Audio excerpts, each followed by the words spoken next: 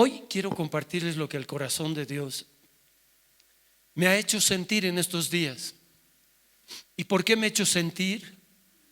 Porque realmente muchos años, mucho tiempo, he tratado de ser un excelente cristiano. He intentado ser el mejor cristiano. Pero me ha sido duro y difícil. He pasado por etapas en las cuales no me he sentido agrado, porque he tratado de agradar a la gente para que piensen que soy buen cristiano. Y al tratar de ver en mi corazón, de tratar de ser buen cristiano, mi naturaleza no ha podido. Y entonces de pronto he cometido varios errores. He sido hasta imprudente en muchas cosas. Tengo la ayuda más grande en mi vida, que es desde el cielo, que es el Espíritu Santo de Dios, que usted también lo tiene. El Espíritu Santo es el que nos va a ayudar a todo, nos va a guiar a toda verdad, a todo lugar, a todo. Es el Espíritu de verdad. Pero muchas veces nosotros nos sentimos esa vocecita tan suave, tan simple, o ese sentir del Espíritu, que a veces es más fuerte en nuestros pensamientos y nuestro corazón, y terminamos haciendo caso más a nuestra mente y al corazón nuestro. Pero también tenemos otra ayuda. Es hermoso andar de dos. Mejor valen dos que uno, porque si uno cae, el otro lo levanta. Es muy lindo andar de dos. Qué lindo es tener una esposa o una esposa que caminen juntos en el mismo pensamiento. Aparte de que el Espíritu de Dios que me orienta, me guía, también hay mi esposa que me jala las orejas, que me dice que atienda. No sé si a ustedes les ha pasado, pero ser cristiano a veces viene a la cabeza el pensar y decir, qué mal hacen estos, ¿no? Y no miras lo que tú haces mal. Creo que a los que manejan vehículos, autos, sean hombres o mujeres, les pasa casi lo mismo. Debe ser muy raro el que sabe manejar. Saber manejar no es manejar las ruedas, sino el temperamento, el carácter que tienes en el auto.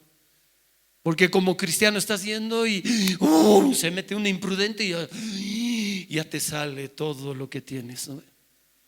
Y ahí comienzas a molestarte y aceleras para pasarlo y mirarlo con los ojos chuecos. Y todo lo que quiere ser cristiano desaparece. Y ahí está la esposa con los ojos grandes. ¿Qué te pasa? ¿No? O sea, por ayudarte. Pero nosotros vemos, pero qué imprudente, ¿has visto cómo es así? Yo no tengo solo dos ojos que me hacen eso, los de mis hijos más. Papá, así, ¿no? ¿Pero qué? Estoy corrigiendo. Por eso les preguntaba, ¿qué difícil es ser cristiano? Y quiero yo alentarles, pero hoy día quiero ponerles algunas cosas en su corazón, pero muy lindas y muy importantes. Se van a dar cuenta que aparte de que Hechos de los Apóstoles nos muestra a la iglesia, nos muestra a los primeros creyentes, como en Pentecostés y todo eso, nos muestra una historia que hasta el día de hoy se repite o se debería repetir. Y de pronto no está pasando eso. Y a veces nosotros pensamos que solo en un avivamiento ha pasado esto, solo cuando hay el mover de Dios solo. ¿Y después qué vamos a hacer? Qué lindo es venir a la iglesia a ver milagros, qué lindo es venir a la iglesia, te quebrantas, el Señor te perdona todo y sales entusiasmado para eso, pero pasan los días y se evaporó todo. Y de pronto te sientes mal, como si le hubieras fallado a Dios, que Dios no te entiende, le reclamas a Dios y todo eso. Así que quiero compartirles hoy esto. Vamos a abrir nuestras Biblias si es que tienen. Así que vamos a ir a Hechos de los Apóstoles. Hay una gran diferencia, no hechos y no dichos, sino hechos, hechos. Cosas que sucedieron, que pasaron. Hechos de los Apóstoles, capítulo 11, versículos 19 en adelante. Ahora bien, los que habían sido esparcidos a causa de la persecución que hubo con motivo de Esteban, pasaron hasta Fenicia, Chipre y Antioquía, no hablando a nadie la palabra, sino solo a los judíos. Pero había entre ellos unos varones de Chipre y de Cirene, los cuales, cuando entraron en Antioquía, hablaron también a los griegos, anunciando el evangelio del Señor Jesús. Y la mano del Señor estaba con ellos, y gran número creyó y se convirtió al Señor. Llegó la noticia de estas cosas a oídos de la iglesia que estaba en Jerusalén, y enviaron a Bernabé que fuese hasta Antioquía. Cuando llegó y vio la gracia de Dios, se regocijó y exhortó a todos que con propósito de corazón permaneciesen fieles al Señor, porque era varón bueno y lleno del Espíritu Santo y de fe. Y una gran multitud fue agregada al Señor. Después fue Bernabé a Tarso para buscar a Saulo, y hallándole le trajo a Antioquía. Y se congregaron allí todo un año con la iglesia, y enseñaron a mucha gente, y a los discípulos se les llamó cristianos por primera vez en Antioquía. Hasta ahí quiero leer esta parte para poder empezar con lo que necesito que ustedes entiendan.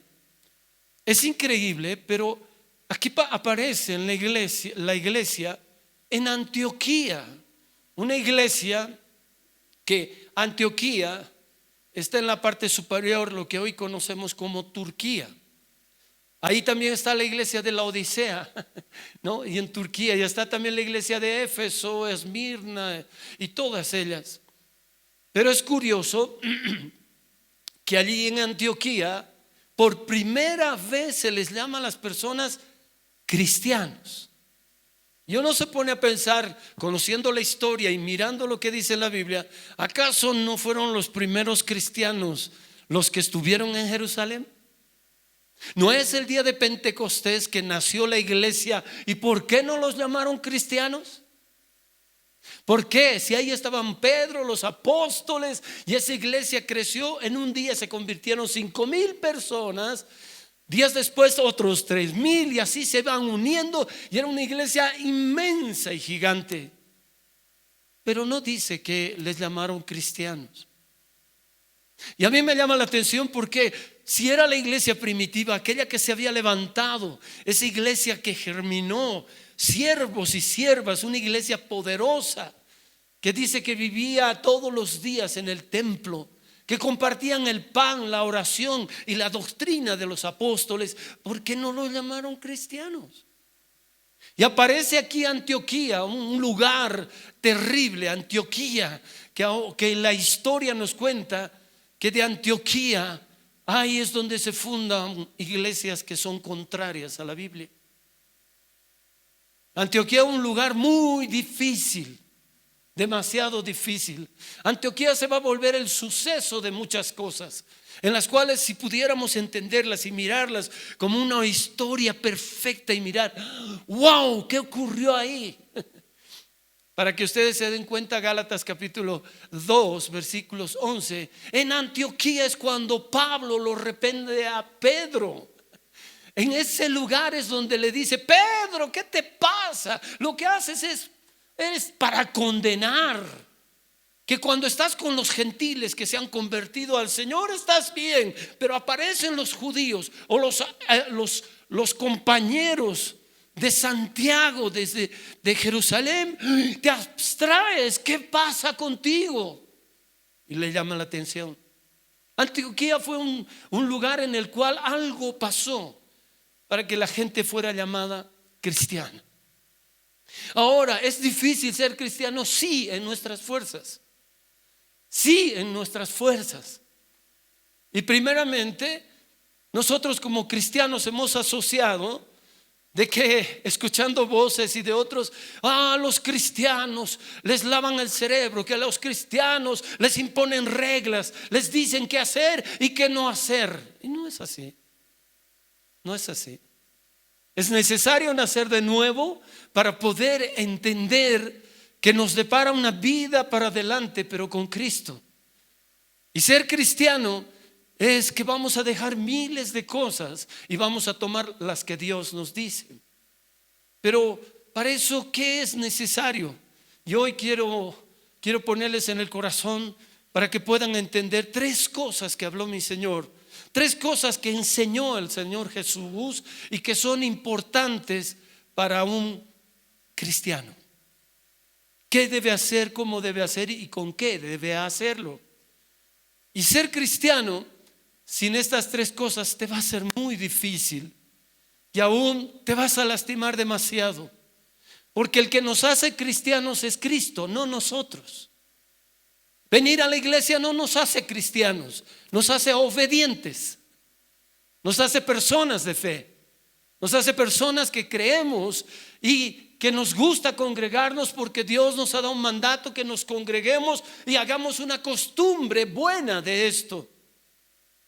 Y viendo a las personas aquí reunidas o a los hermanos, muchos de ellos son ejemplo. Y ves, pero si este era así, míralo cómo ha cambiado. No es que ha cambiado, Dios lo ha cambiado. Pero sabes que ese día maravilloso, cuando te conviertes, pasa algo increíble que muchas veces no entendemos, que es una unción que recibimos. Esta unción es la presencia del Espíritu de Dios en ti. Una unción hermosa que te va a ayudar para el futuro. Con esa unción vas a poder entender la verdad, vas a desechar lo malo y vas a tomar lo bueno. Pero hay 3 cosas importantes que dijo Jesús y quiero que prestes mucha atención a esto. El título de la prédica, para que usted entienda, es la cruz, el yugo y el arado. 3 cosas de las cuales va a hablar mi Señor. 3 cosas por las cuales el cristiano, si va caminando con eso, va a poder lograr ser el cristiano que Cristo le va a enseñar a ser. El único que puede enseñarnos y ver un modelo perfecto es Cristo nuestro Señor. Solamente en Cristo hay un varón perfecto a la estatura y plenitud que deberíamos llegar. Pero cuando vemos esa plenitud de Cristo, esa estatura, lo vemos como algo inalcanzable. ¿Cuántas personas de nosotros, cuando hemos intentado ser cristianos y no lo hemos logrado y hemos caído o hemos hecho mal, nos hemos sentido tan mal que a veces hasta nos hemos desanimado y hemos dejado de venir a la iglesia, hemos dejado de leer, hemos dejado de orar y nos hemos sentido culpables, nos hemos sentido mal? Y allí sí que escuchamos voces extrañas que te dicen: ¿ves? Le has fallado a Dios. Y las voces extrañas no son simplemente esas personas que están a tu lado o que son tus amigos o tus compañeros o amigos del colegio, de la universidad o de lo que hayas tenido en el rol que te hayas puesto. Y de pronto ahí te sientes mal y te dicen: todos los cristianos son igualitos. Y comienza todo, ¿no? Y que tú comienzas a mirar cosas que anuncian o a personas que les preguntas: ¿y vos eres? Yo soy cristiano, todos son cristianos en Bolivia, debería ser hermoso. Yo tengo un recuerdo que cuando fui la primera vez a predicar a Puerto Rico, andábamos por las calles y íbamos con el pastor a la iglesia que tenía que predicar y a la otra iglesia, a la otra, y todos te hablaban en la calle, estabas pasando: Dios te bendiga, Dios te bendiga, Dios te bendiga. Yo le decía al pastor: todos son cristianos aquí. Y hemos recorrido toda la isla predicando 20 días y todos decían: Dios te bendiga, Dios te bendiga, Dios te bendiga, Dios te bendiga. No había uno que no diga. Entonces yo le dije al pastor Rosado: todos son cristianos aquí. No, todos hablan así. Y aunque usted no crea, se llama la isla del Cordero. Puerto Rico se llama la isla del Cordero. ¿Y por qué? En honor a nuestro Señor Jesucristo. ¿Cuántas ciudades tiene? 66 ciudades, tal como en la Biblia tiene 66 libros. Es impresionante, pero han hecho un reflejo. De ahí han salido tremendos hombres de Dios. Usted lo ha visto a Gigi Ávila, qué tremendo hombre de Dios. Y ha habido varios hombres de Dios que se han regado por todo el mundo, predicadores que han salido de allá. Por eso lo digo, eran cristianos. Pero veían las cosas y era muy diferente.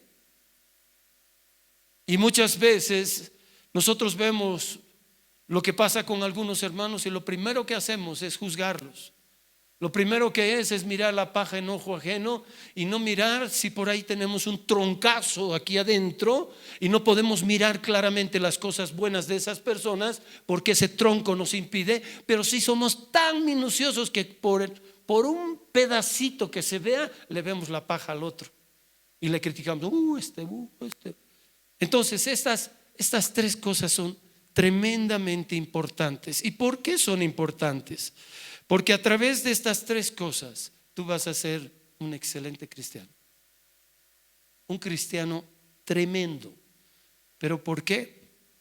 Porque Dios nos va a enseñar. Voy a empezar con algo que es sumamente importante bajo los ojos del Señor, que es esto de lo que les decía de la cruz. Usted sabe lo que ha pasado en la cruz. Usted sabe lo que ha ocurrido en la cruz. Este instrumento llamado cruz, que también muchas veces es llamado un madero, ¿no? Esa muerte en el tiempo de Roma era la pena capital. Pero ahí se mataba a las personas que hacían mal contra la sociedad, que se oponían al César, y que esa pena capital era crucificarlos ahí. Y allá se crucificaba ¿a quiénes? A los malditos, a las personas malditas. Porque las personas que hacían esas cosas, que eran malhechores, que eran personas que iban en contra del César y todo, eran personas malditas que merecían morir. Y se las exhibía públicamente a través de las cruces, porque cuando miraba a la gente una cruz y ahí alguien clavado decía, ese es un hombre maldito, ese ha hecho cosas malvadas y perversas. La cruz fue el destino de nuestro Señor Jesucristo. Él se hizo maldito por salvarnos a nosotros de toda maldición. Él tomó esa cruz y fue a morir para condenar al pecado en su cuerpo. Él fue maltratado, fue golpeado, fue de todo antes de que lo clavaran. Todo lo que le estaba pasando era lo que nosotros deberíamos haber llevado. La forma en que le hicieron a nuestro Señor Jesucristo es terrible. Es tan terrible ver a una persona santa, pura, perfecta, que solo ayudaba a la gente, sanaba personas, daba de comer a los demás, ayudaba a las personas que eran desechadas para perdonarles sus pecados y darles oportunidades. Era un hombre de bien, era un hombre que predicaba el arrepentimiento como base, pero para llevarlos a la salvación. No vino a formar un grupo, no hizo un grupo de terroristas para que se vayan en contra del César, sino que él hizo reconciliar a todo ser humano con su papá. Y recuerden que el pecado entró por un hombre, no por Dios, sino por un hombre, por Adán y Eva. Y ellos pecaron, ellos transgredieron, ellos no le creyeron a Dios e hicieron lo contrario. Y ese pecado llegó hasta nuestras generaciones y va a seguir por generaciones hasta que haya el fin del mundo.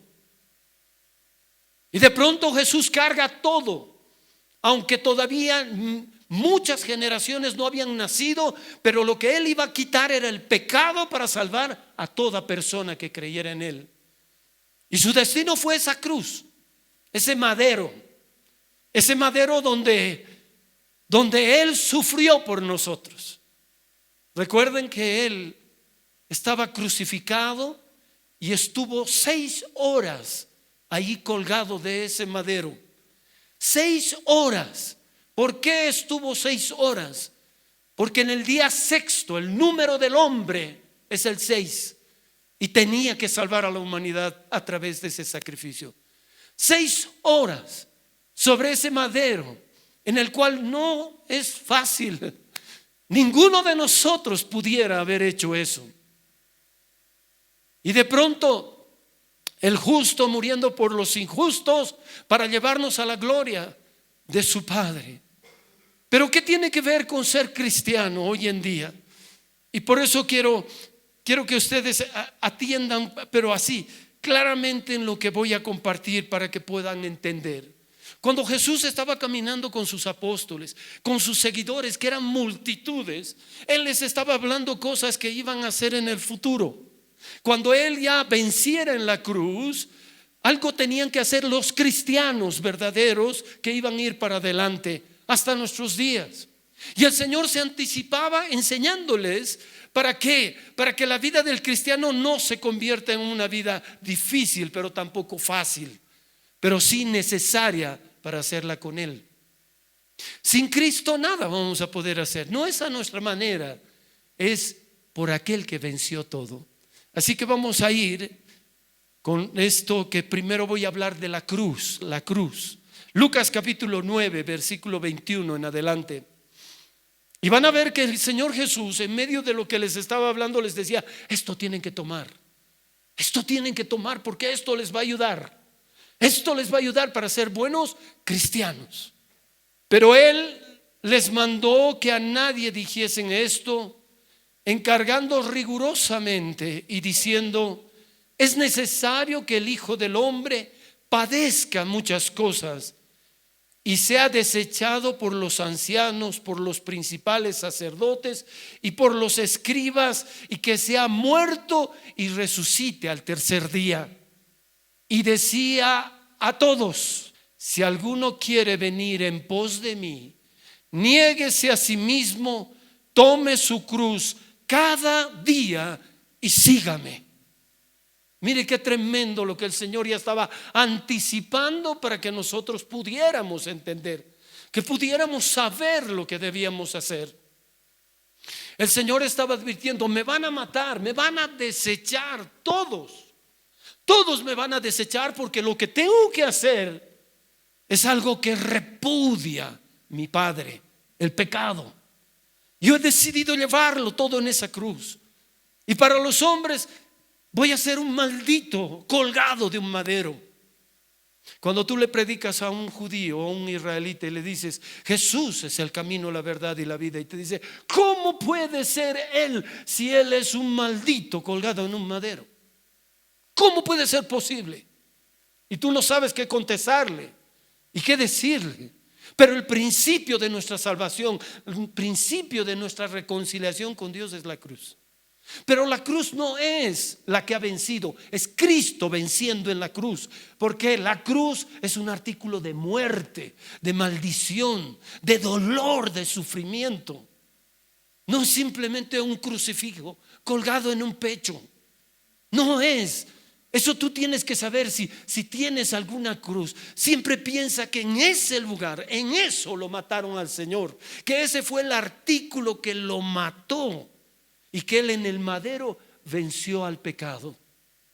Si tú entiendes esta parte, ¿por qué Jesús te dice: toma tu cruz, niégate a ti mismo y sígueme? ¿Cuál era el secreto? El secreto no es que nosotros vamos a ser crucificados para ser buenos cristianos. No es que tenemos que tomar la cruz para hacer sacrificios, sino que tomemos cada día esa cruz, pero que estemos convencidos que Él ya venció ahí todo lo que tiene que ser referente al pecado. Y cuando tú tomas esa cruz, dices: lo que me está pasando, yo voy a vencer porque Él venció. No porque yo lo haga, no porque yo sea buen cristiano o quiera ser el mejor cristiano. No, Él ya venció. Voy a tomar por fe lo que Él ya hizo cada día. Cuando tú enfrentes un día, cuando tengas un problema con cualquier persona, se enoje contigo, esté molesta y vos también estés, recuerda que el perdón vence. Porque Jesús ahí hizo esa notable obra para que tú ese día, es como si tomaras esa cruz y dices, sí, pero tengo que perdonar. Pero es difícil, tengo que perdonar. Es como si estuvieras tomando tu cruz, pero tienes que decir, tengo que perdonar, porque si no, no soy libre. Y sabes tú, cuando te acercas a una persona y la perdonas o le pides perdón, tu vida es liberada de eso. Eso que te ata, eso que te tiene amargado, eso que te tiene triste, eso que te hace tanto daño que tú puedes aborrecer a una persona, aún a la que amas si quieres. La falta de perdón hace que tu corazón se endurezca, hace que tu conciencia se cauterice y no puedas hacer.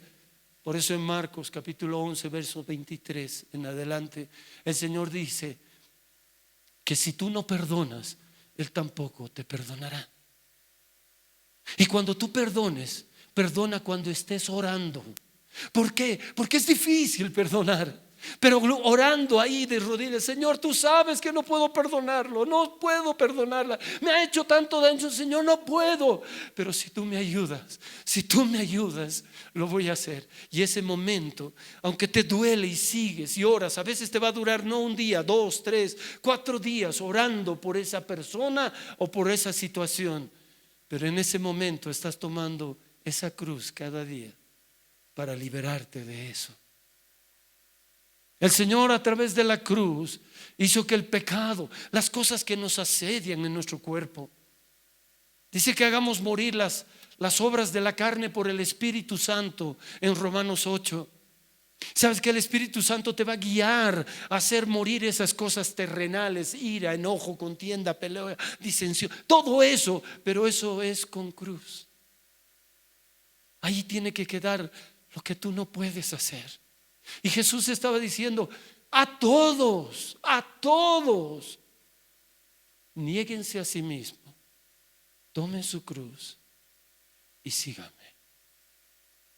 Negarse a sí mismo no es a tu manera, pero es que no tiene que ser así. ¿Por qué yo siempre tengo que perdonar? ¿Por qué yo siempre tengo que decir? No importa, hazlo. ¿Te cuesta? Sí, es cruz. Estás tomando esa cruz ese día, te siendo difícil. Muchas personas no toman su cruz porque no quieren aceptar que se equivocan, que cometemos errores igual que todos, que estamos esperando que otros hagan lo que deberíamos hacer nosotros. Y realmente, si supiéramos que esa maravillosa palabra de tomar una cruz y negarnos y hacer lo contrario nos va a ayudar a ser libres. Ve a hablar con esa persona. No, porque yo, si él me ha hecho, que él haga. No, adelántate siempre. Corre primero tú. Sé el primero, porque tú estás haciendo para ser el cristiano que Cristo te dijo que ibas a ser a través de la cruz. Sin cruz no hay cristianismo. Por eso los llamaron cristianos, porque veían que su conducta se parecía al de Cristo. Recuerden, no se parecía a Jesús, sino a Cristo. ¿Por qué a Cristo? La palabra Cristo significa ungido, una persona que es especial, que tenía el Espíritu Santo de Dios y por eso venció. Yo recuerdo de hace mucho tiempo lo que decía el pastor Billy Graham. Dijo algo increíble para tratar de hacernos entender a todas las personas, hacernos comprender las cosas que iban a pasar. Y él dice, imagínense, es como una alegoría, imagínense, nosotros sabemos que es el Padre, el Hijo y el Espíritu Santo. Los tres uno son, o sea, piensan lo mismo, hacen lo mismo, son uno. Y dice, yo me imaginaba en una mesa redonda, sentados tres personas sentadas ahí. Y era el Padre, el Hijo y el Espíritu Santo. Y el Padre les habló a ellos, como lo que dice en Génesis capítulo 1 verso 28. Hagamos al hombre a nuestra imagen y semejanza. Ahí estaban los tres y el Padre dice, bueno, vamos a crear al hombre antes de la creación. Vamos a crear al hombre, pero el hombre nos va a fallar. El hombre no va a obedecer y el hombre va a pecar. tenemos que hacer algo. Uno de nosotros tres tiene que morir por él. Tiene que morir uno de nosotros. Y se pone de pie el Señor Jesucristo y le dice: yo voy a hacerlo. Papá, yo lo voy a hacer. Papá, yo quiero morir por ellos. Y dice que se gira hacia el Espíritu Santo y le dice: Espíritu Santo, no lo voy a poder hacer solo si tú no estás conmigo, porque yo seré un hombre en la tierra y te necesito a ti. Y el Espíritu Santo dice que se para y le dice: en su tiempo yo estaré sobre ti. Impresionante. Estaban de acuerdo. Ustedes se pueden imaginar ese día. Dice la Biblia que el Espíritu Santo había venido sobre Jesús y él estaba pasando todo lo que le estaban haciendo. Lo pegaron, le dieron latigazos, todo. El Espíritu Santo seguía con él. Estaba el Espíritu Santo sobre él. El Espíritu Santo no lo dejó, estuvo con él. Y también allá arriba estaba un padre lleno de amor, mirando lo que su propia creación le estaba haciendo a su propio hijo. Y él tenía que aceptarlo. No podía interferir ni meterse. Aunque es todopoderoso, tenía que dejar que él sufra para que nosotros pensamos. Cuando viene el Espíritu Santo a tu vida, es una unción especial porque es su presencia. Él te ayuda a hacer las cosas. Él va a ser el que te guíe a las cosas que Jesús ha dicho y te las recordará. Pero si tú no tomas tu cruz, no vas a poder seguir. ¿Qué es tomar la cruz? No es hacer sacrificios, Él ya lo hizo. Pero es recordar que al tomar tu cruz tienes que hacer antes algo: negarte a ti mismo. Señor, yo quisiera vengarme, pero no lo voy a hacer aunque mi corazón quiere. Voy a bendecir al que me persigue. Voy a bendecir al que me maldice. Voy a amar a mi propio enemigo. Pero eso no lo puedo si no haces lo que tú has hecho en la cruz. Y yo sé que al tomar esta cruz voy a tomar lo que tú has hecho para que yo lo logre hacer. Por eso les estaba explicando a todos: niéguense a sí mismos, tomen su cruz y síganme. Es necesario tener eso. La cruz es lo primero. La cruz va a venir. La cruz es la única que nos ha hecho salvos. Lo que ha hecho Jesús en la cruz es para que nuestro viejo hombre muera y nuestro nuevo hombre comience a caminar. Nuestros pecados fueron perdonados.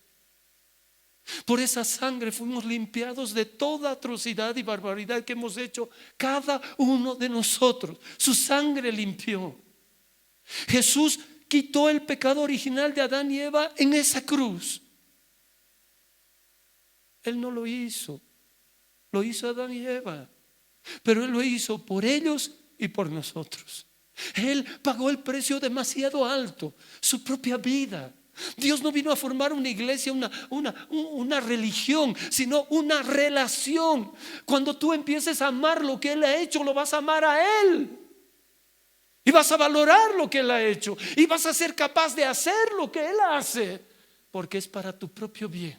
Y vas a enseñar para que otros aprendan también a hacerlo.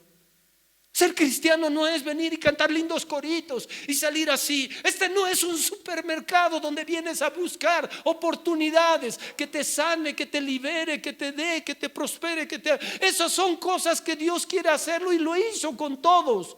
Y no era un requisito solo para los que creían.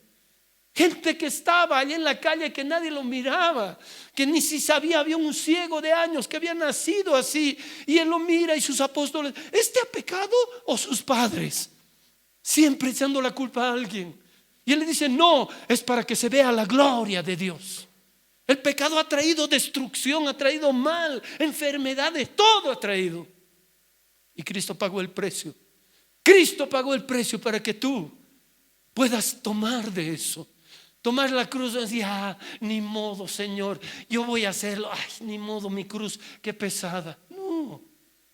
La cruz es para liberar lo que no puedes liberar tú, dejar muerta tu carne allí, morir. La segunda cosa que también el Señor Jesús enseñó, nos enseñó y les enseñó a ellos para que nos enseñaran a nosotros, es el yugo. ¿Y el yugo qué tiene que ver el yugo, pastor? ¿Qué es el yugo para que yo pueda entender? El yugo es algo así parecido a esa imagen que tú estás viendo. Es donde meten a dos bueyes o dos asnos para querer trabajar, para que ambos estén de acuerdo y vayan por un mismo lugar. Jesús había enseñado algo muy maravilloso. Yo soy el camino, la verdad y la vida. Nadie llega al Padre si no es por mí. Ese camino no lo conoces tú, pero sí Él lo conoce porque Él es el camino. Mateo capítulo 11, versículo 25 en adelante.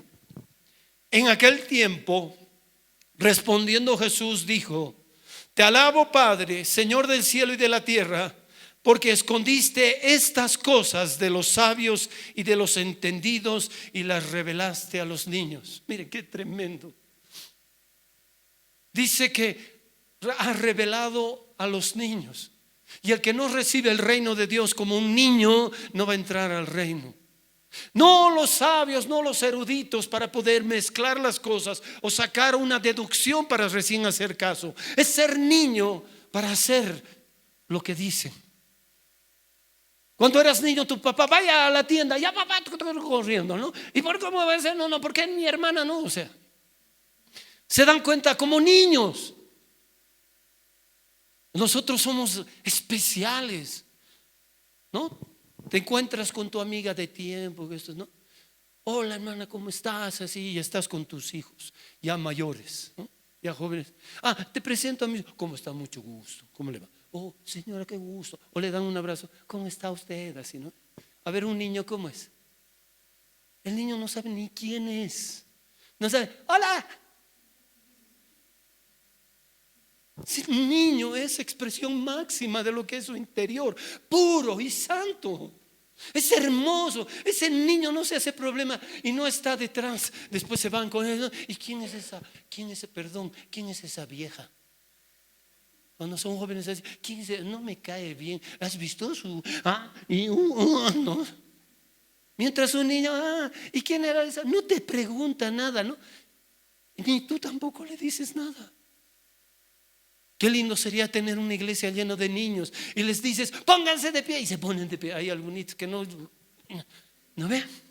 Cantaremos, no se preocupa si el otro tiene gallos, lo que gritan. No, ellos cantan. Mientras ahora en la iglesia, cuanto más crees que tú eres, no puedes cantar, no puedes expresar tus manos al cielo. Qué difícil, ¿qué van a decir? Sigue el verso 20, dice: Sí, Padre, porque así te agradó. Todas las cosas me fueron entregadas por mi Padre, y nadie conoce al Hijo sino el Padre, ni al Padre conoce a alguno sino el Hijo, y aquel a quien el Hijo lo quiere revelar. Venid a mí todos los que estáis trabajados y cargados, y yo os haré descansar. Llevad mi yugo sobre vosotros y aprended de mí, que soy manso. Muchas veces esa palabra manso le hemos traducido muy diferente. ¿Y sabe qué dice en el interlineado? Dice: yo soy pequeño. Manso había querido decir pequeño. Yo soy pequeño y humilde de corazón, y hallaréis descanso para vuestras almas. ¿Por qué? Porque mi yugo es fácil y ligera mi carga. Al poner el yugo sobre el cuello de estos dos bueyes o asnos, el propósito del que es el agricultor, el que va a hacer el trabajo, es que cuando anden los dos vayan por el mismo lugar. No se vaya uno por aquí y el otro se vaya para allá. El propósito del yugo es eso. Pero también saben que el yugo se ha utilizado para qué? Para que pongas eso a los dos bueyes o caballos para llevar cargas. Ya, para llevar cargas o carros de personas importantes. Pero también el yugo es para esclavizar.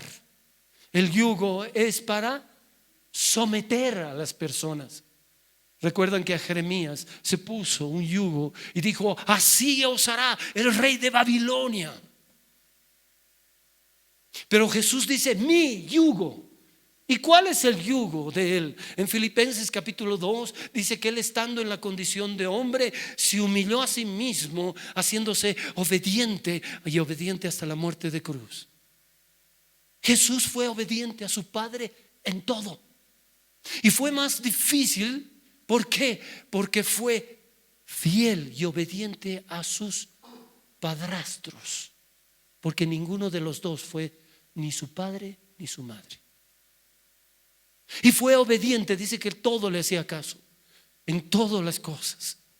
Jesús, imagínense, de 12 añitos, un adolescente que tenían la costumbre con sus padres de ir a Jerusalén a ofrecerle los tesoros al Señor e ir en la Pascua a recordar lo máximo que era que habían salido de la esclavitud de Egipto.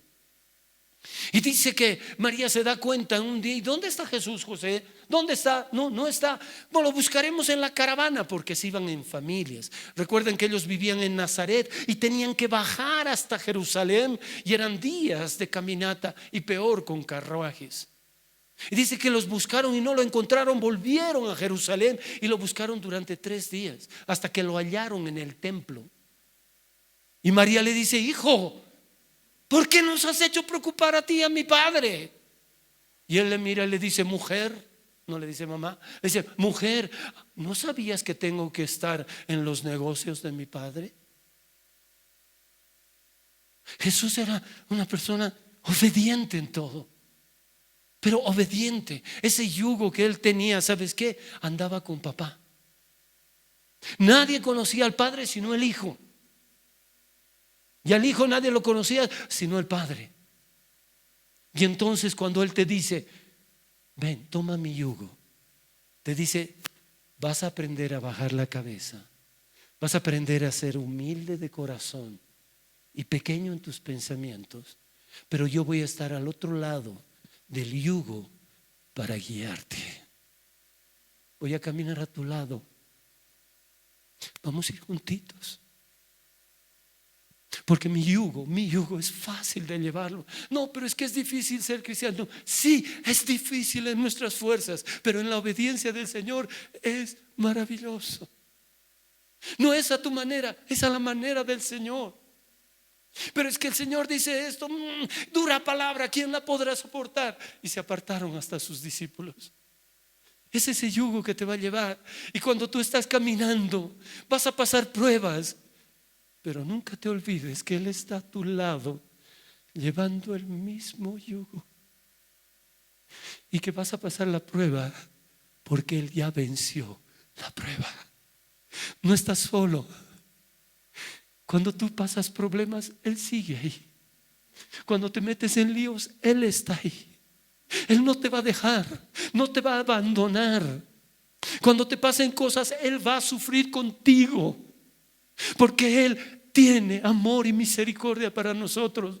Él quiere evitarte. Y muchas de las veces, en vez de querer nosotros someternos voluntariamente a caminar por donde Él dice que caminemos, nosotros lo queremos jalar a nuestro caminar, y no va a ser así. Pero el Señor va a dejar que las cosas, no te va a obligar. ¿Sabe que el Señor dijo: si 2 o 3 se reúnen en mi nombre, yo estaré en medio de ellos? ¿Te imaginas quién es el que ha llegado más puntual? Él. ¿Y quién es el que decide llegar a la hora o la forma o venir? Eres tú. Es como si andaras solo. Él fue obediente. Él sabe y nos va a enseñar qué es la obediencia. No nos va a enseñar como sacrificio, sino como deleite. Porque el obedecer a Dios es un deleite. Entonces, por eso, Tú no vas a poder ser cristiano, te va a ser duro porque tú estás haciendo a tu manera. Qué lindo sería que te pongas el yugo. Es tan triste ver a cristianos de 20 años que todavía siguen decidiendo cómo hacerlo o cómo creer. Qué bello es ser como niños, leer la Biblia y dice: esto dice el Señor, yo voy a hacer, yo voy a creer, yo creo que es así. No necesitas que alguien te diga: vamos, Sandra, tienes que hacerlo, fe, eres una campeona. ¿Qué es eso? Aquí no estamos animadores para hacerte. Tú quieres venir a la iglesia, bien lo haces. No quieres, lo siento. No tienes la obligación. Pero donde está Él, deberías estar tú. Qué hermoso debe ser que estar con Él en el yugo, y hay un momento en que nos cansamos, como esos dos animalitos, y se quedan quietos así, ¿no? Y tú te quedas y dices: voy a orar. Hola, Señor, ¿cómo hacemos? Y te pones a charlar como si estuviera a tu lado. ¿Sabe qué hemos hecho de la oración? Algo que la gente nos escuche, para que diga: oh, wow, qué cristiano. Si es una conversación con Dios. Ahora se imagina conversando con Él. Si está a tu lado, estás en el yugo del Señor y es fácil su carga. Dice que vamos a cargar algo, pero es fácil porque Él lleva la carga contigo. Mi carga es ligera. Vas a seguir, pase lo que pase, vas a seguir, porque yo te ayudo a llevar la carga. Es mi yugo, no es tu yugo. Y te imaginas a esas personas, hombres o mujeres, orando con Cristo. Es como si estuvieras hablando al lado de Él. Señor, te cuento que sí, ¿sabes qué? Debería ser así. Estos hermanos que están orando para la iglesia, los hermanos infieles que no se parecen, Señor, que no van, que hazlos, quebrántalos. Y el Señor mirando: ¿y qué le puedes decir? Si orar es hablar conmigo, ¿qué me está hablando? Me está aconsejando que yo lo quebrante, lo patee, ¿Se han dado cuenta cómo oramos? En vez de agarrar y decirle: Señor, ya no tengo fuerzas, sabes que ya no puedo, ¿me puedes ayudar? Señor, mi familia no me entiende. Tú me has dicho algo, Señor, que los primeros enemigos serán los de mi casa, y yo no quiero verlos como enemigos, yo quiero que ellos se salven. Señor, tú los vas a ayudar. Señor, ¿por qué ellos no se afirman? Es porque si tú te muestras a ellos, vas a ver, van a dejar todo lo que es del mundo para seguirte, porque van a entender cuánto los amas. Qué increíble es, hermano, que muchas veces cuando estamos en algún lugar y te pregunta alguien: ¿tú eres cristiano? No, no voy, me gusta lo que cantan esos cristianos, soy simpatizante, sí. De vez en cuando voy o no voy, me voy a otros lugares. Es que es tan espiritual que tiene que estar en 20 lugares para ver cuál le achunta. Perdón que diga, pero a ver cuál le da resultado. Y esa persona se está engañando, porque para Dios eso es abominación. Qué triste la vida de esas personas. No es por obras para que nadie se gloríe, es por fe. El obedecer a Jesús es lo mejor que puede haber. Su yugo y su carga es ligera. Él sabía que en esta tierra, si no tenemos la ayuda, no podríamos seguir. No podríamos ser esos cristianos que anhelamos y deseamos y que queremos mostrar. Pero es necesario que tú mengues para que Él sobresalga, porque está aquí adentro.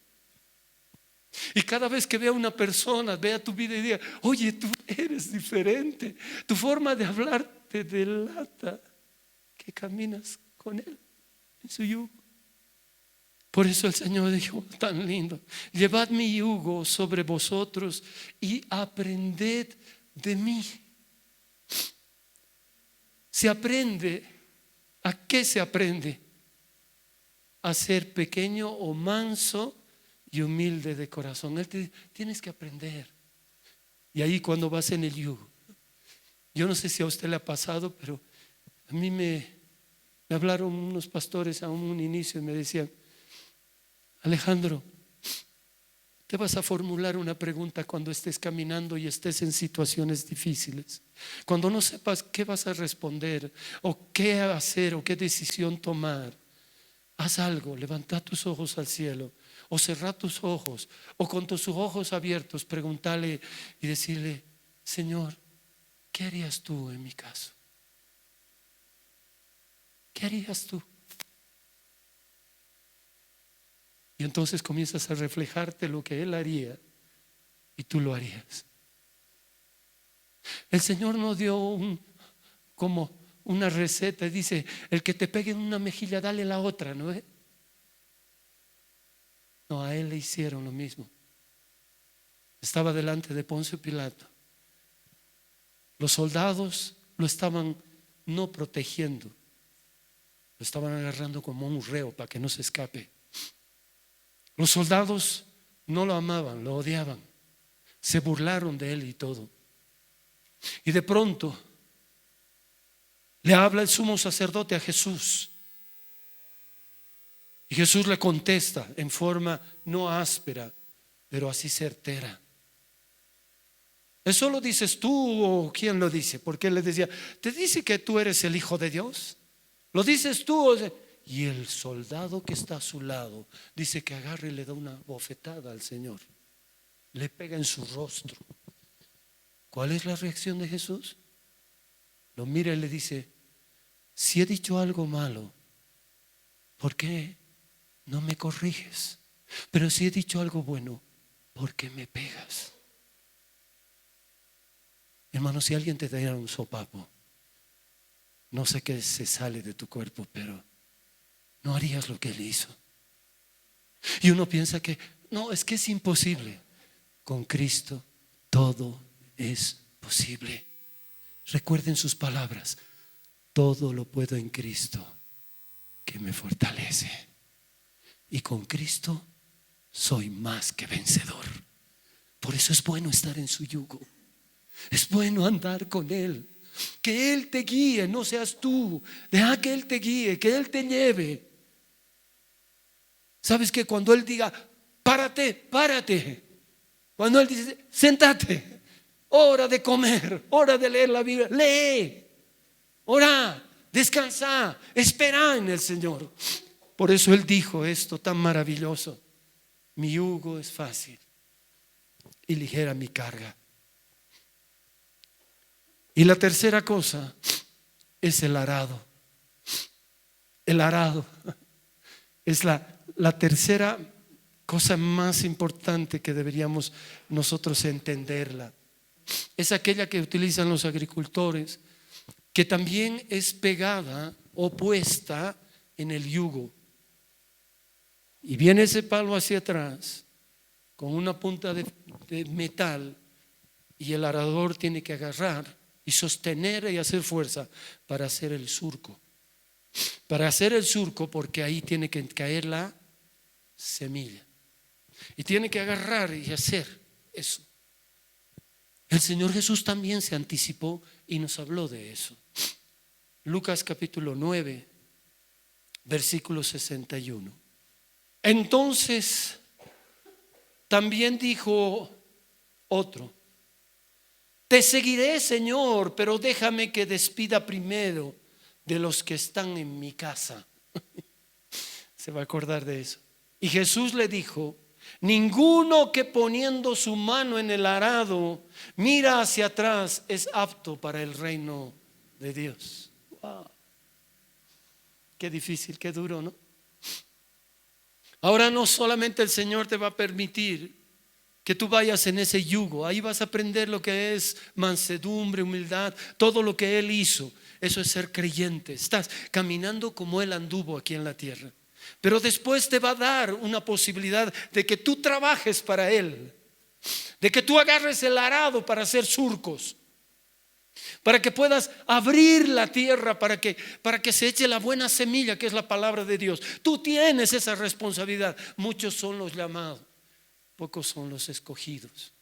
Muchos vamos a servir en la iglesia. Tal vez tú no sirvas, pero tienes que ser el mismo cristiano que el que sirve. El que sirve no tiene más favoritismo. El que sirve no es más que nadie. ¿Sabe qué? es un hombre o una mujer que tiene el privilegio de servir a Dios, pero solo es un servidor. Y el que quiera ser el primero, hágase el último. ¿Han escuchado alguna vez? Óramelo, pastor, porque tú estás más cerca de Dios. ¿Dónde estás tú? ¿Eso quiere decir que Dios está en mi casa, no en la tuya? Dios tiene comunión con todos. Así como tú, como una persona asistente a una iglesia, un pastor también lucha con su carne. Lucha con tratar de ser un buen cristiano. Y si este cristiano, este pastor o pastora, personas que han sido llamados por Dios al servicio, no matan su carne, van a terminar en la carne. A todos tenemos que ponernos ese yugo. Y más aún cuando sirves tienes que someterte más, porque lo que Él te va a pedir tal vez no te guste o no seas capaz de llevar, pero tienes que hacerlo porque Él ha mandado. Es muy difícil, muchas cosas en la vida no se pueden entender. Las cosas de Dios a veces no son comprensibles porque humanamente son imposibles de captarlas, pero son maravillosas cuando lo haces. Por mi lado y por el lado de mi esposa, los dos hemos buscado de Dios.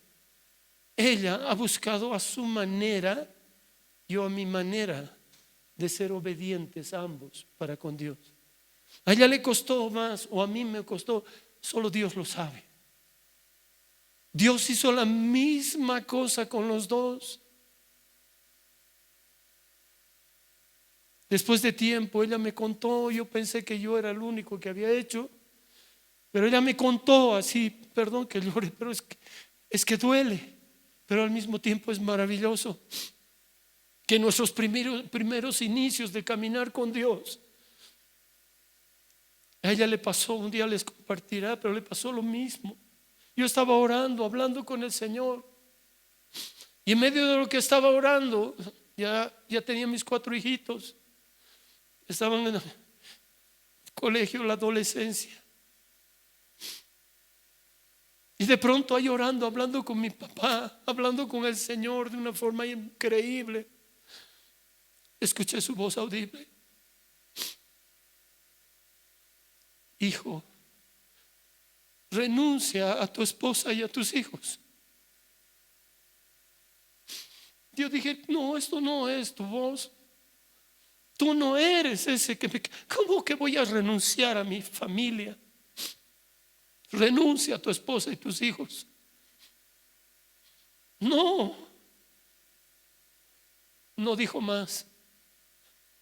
Y yo me puse a llorar y dije, ¿cómo puede ser posible que ese Dios de amor me pueda pedir semejante cosa? No, ¿y cómo se renuncia?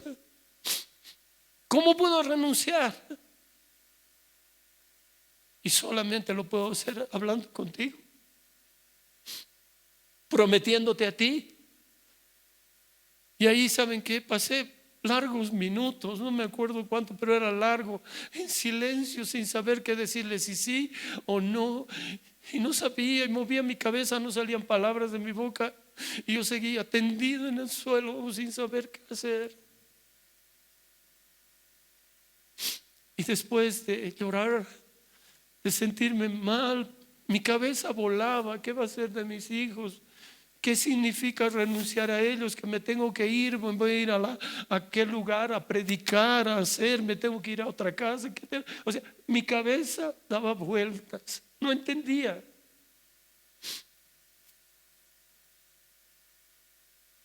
Y de pronto otra vuelta, renuncia. Está bien, Señor, voy a renunciar a ellos. Y con voz temblorosa y con un dolor que no puedo explicar, les dije, renuncio a mi esposa. Y empecé a llorar. Y sentí como una mano entró en mi corazón y era como si hubiera sacado algo. Me dolió hartísimo. Me dolió demasiado. Pasar otro tiempo. Esos tiempos de oración que tenía eran de 6 horas con Él. Y ahí me dolió, pero me dolió, no sé. Y ahora cómo me voy a comportar que no te entendía nada. Y después fue mi hija Leandra. Empecé por Leandra y también por Leandrita. Señor, renuncio a mi hija. Sí, y así.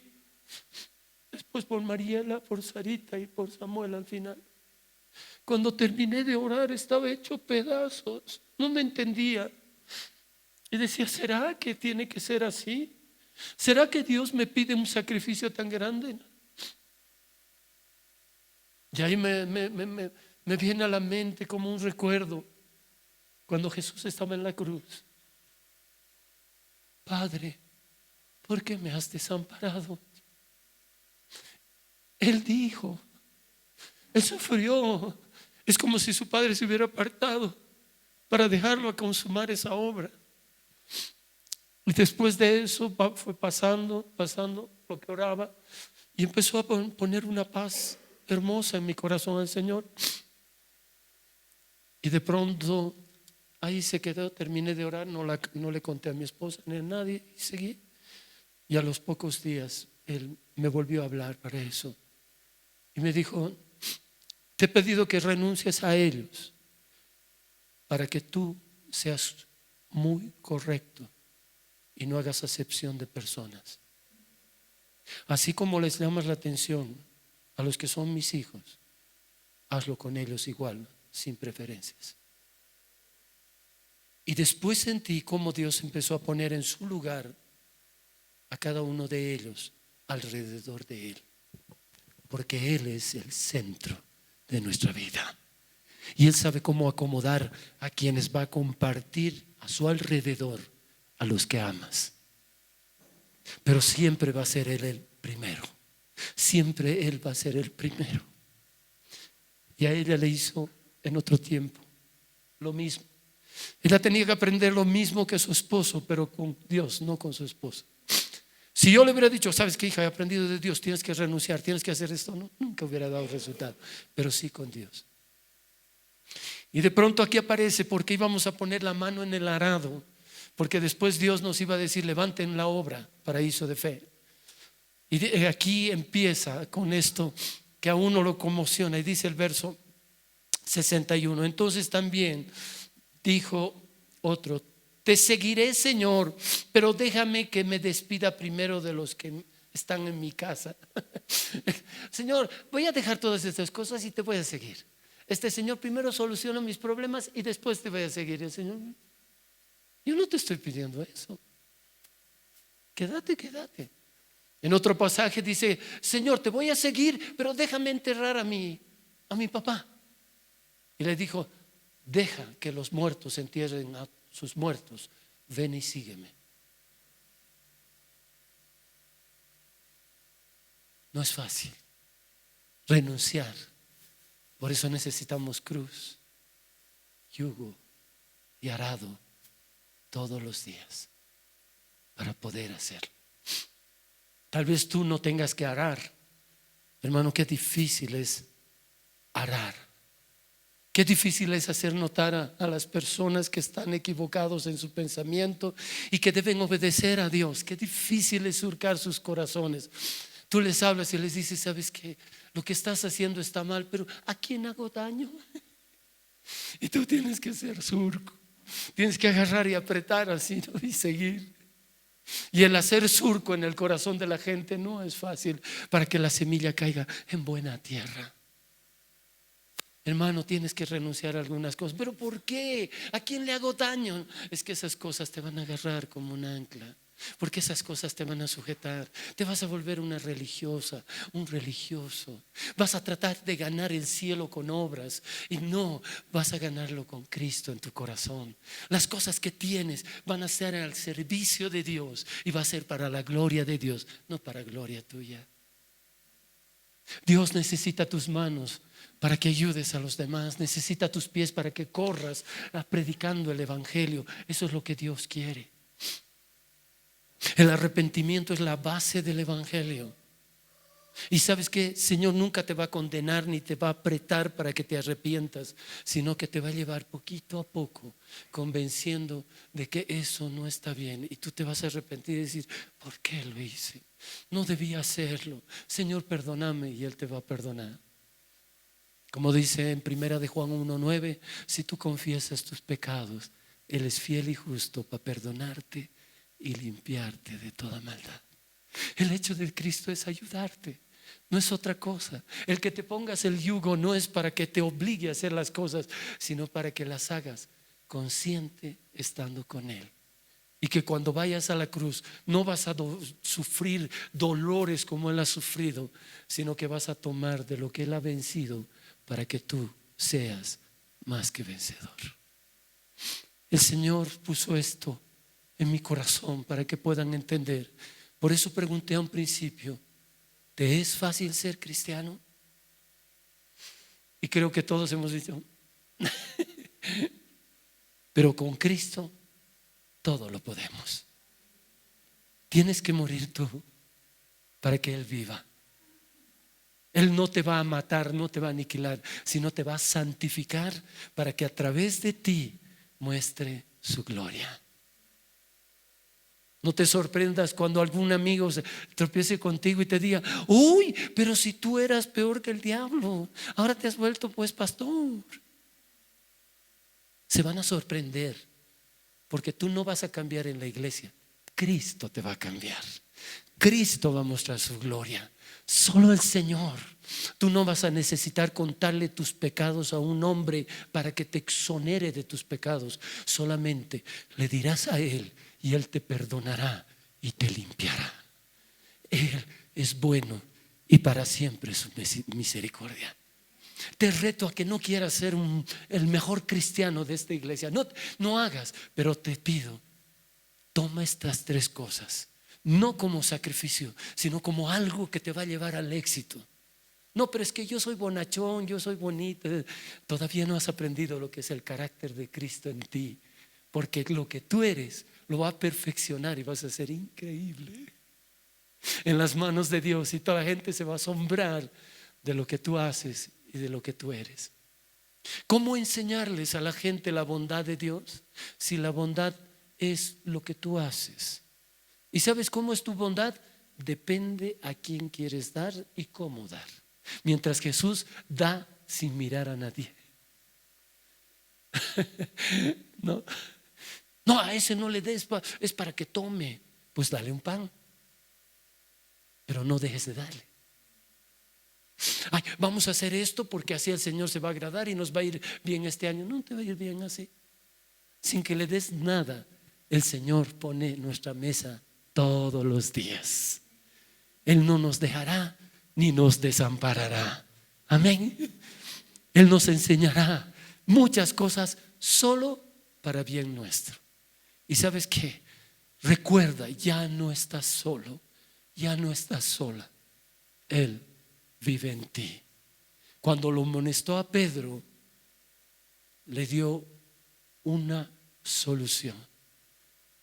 Está en el capítulo 2,